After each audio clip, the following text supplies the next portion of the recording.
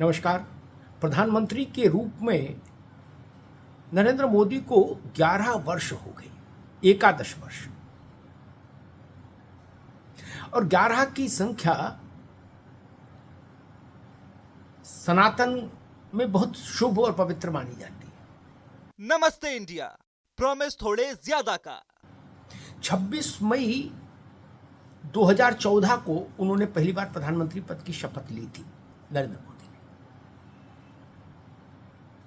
और कल 26 मई थी, इसलिए वो उस राज्य में थे जहां से वो आए थे, यानी गुजरात में। और उन्होंने अपने भाषण में गुजरात में इस बात का उल्लेख भी किया।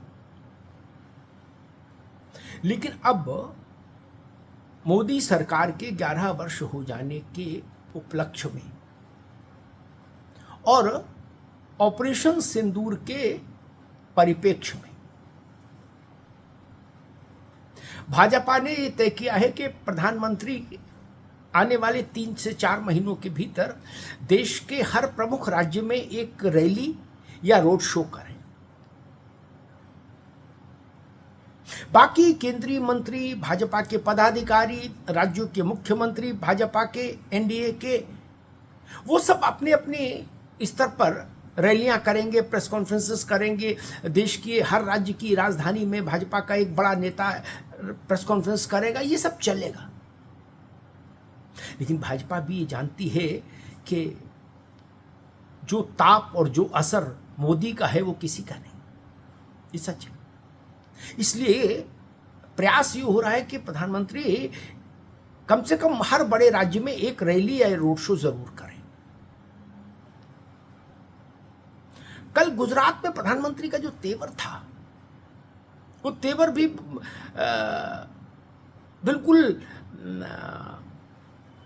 आप कह सकते हैं कि उसमें मतलब आक्रोश भी था और पाकिस्तान के लिए एक समझाइश भी थी। शायद ही पाकिस्तान के लिए इतने कठोर शब्द इस्तेमाल किए गए हों इससे पहले प्रधानमंत्री के कंठ से, किसी भी प्रधानमंत्री के कंठ से। पाकिस्तान को अब जैसे होता ना कि भाई अब इससे ज्यादा क्या समझाए कोई किसी को।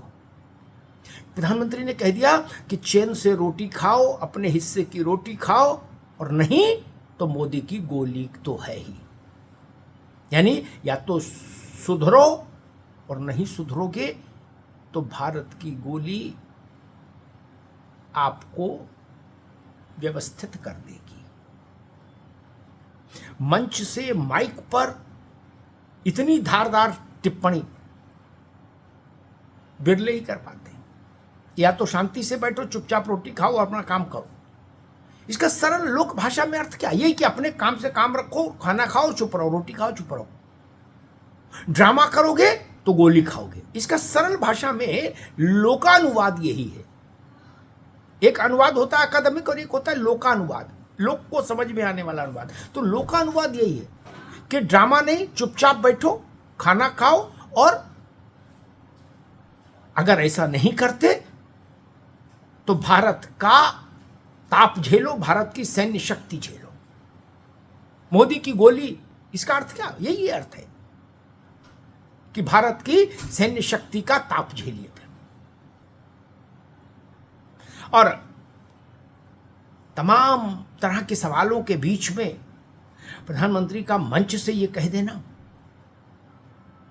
कि मोदी छिपकर नहीं मारता, मोदी बताकर मारता है, यह भी एक अपनी किस्म की बड़ी घोषणा है। सामान्यतः राष्ट्रों के प्रमुख इस तरह की घोषणाओं पर हिचक जाते हैं, ठिठक जाते हैं, सहम जाते हैं। लेकिन मोदी है, उन्होंने ताल ठोक दी और पाकिस्तान के नौजवानों का आह्वान भी कर दिया कि जरा हिंदुस्तान की ओर देख लो। ये देश विश्व की चौथी सबसे बड़ी अर्थव्यवस्था हो गया और तुम्हारा मुल्क कटोरा लेके दर दर भटक रहा है भीख के लिए कि भीख मिले तो रोटी मिले, रोटी चले। ये एक इमोशनल वो है पाकिस्तान के नौजवानों से, कि इमोशनल किस्म की अपील भी कर दी प्रधानमंत्री ने कि अपने भविष्य के बारे में सोचो। कटोरा लेके घूमते मुल्क में क्या भविष्य बनेगा? प्रधानमंत्री की इस अपील पर अगर पाकिस्तान के नौजवानों ने जरा भी गौर कर लिया तो शरीफ और मुनीर सब 12 के भाव में निपट जाएंगे। फिर पाकिस्तान में एक नई किस्म का गृह युद्ध को रोक नहीं सकता। अभी भी गृह युद्ध चल रहा है, लेकिन फिर इससे भी ज्यादा भीषण गृह युद्ध हो जाएगा। अगर वहां के नौजवानों को यह समझ में आ गया कि हाँ, बात तो ठीक कही, भारत और पाकिस्तान एक साथ अलग हुए, अपने अपने रास्ते पर चलने के लिए प्रस्थान किया, भारत कहां पहुंच गया और पाकिस्तान कहां रसातल में चला गया।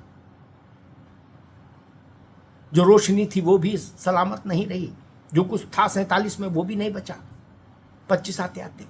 तो कुल स्थिति ये कि नरेंद्र मोदी के इसी तेवर, कलेवर और आक्रोश को भारतीय जनता पार्टी देश के हर राज्य तक एक बार ले जाना चाहती है। भाजपा के रणनीतिकारों को लगता है कि प्रधानमंत्री की कंठ से जब ऐसी टिप्पणियां देश सुनता है, जनता सुनती है, तो उसमें एक गर्व की अनुभूति, आत्मसम्मान की अनुभूति होती है। उसको लगता है कि देश सबल हाथों में है, सबल नेतृत्व में, और उसका लाभ भाजपा को स्वाभाविक तौर पर मिल जाएगा, ऐसा पार्टी मान रही है। इसी रणनीति के तहत ये तय किया गया कि प्रधानमंत्री की हर बड़े राज्य में एक रैली और एक रोड शो रहे। अभी कोई चुनाव नहीं बिहार के अलावा कहीं, लेकिन भाजपा मानकर चल रही है कि अगर ऑपरेशन सिंदूर की पृष्ठभूमि में एक बार प्रधानमंत्री पूरा देश घूम लेंगे तो उससे जो राजनीतिक ऊर्जा और राजनीतिक पूंजी जनरेट होगी वो भाजपा को लाभ देगी, भाजपा को फायदा देगी। धन्यवाद। नमस्ते इंडिया, प्रॉमिस थोड़े ज्यादा का।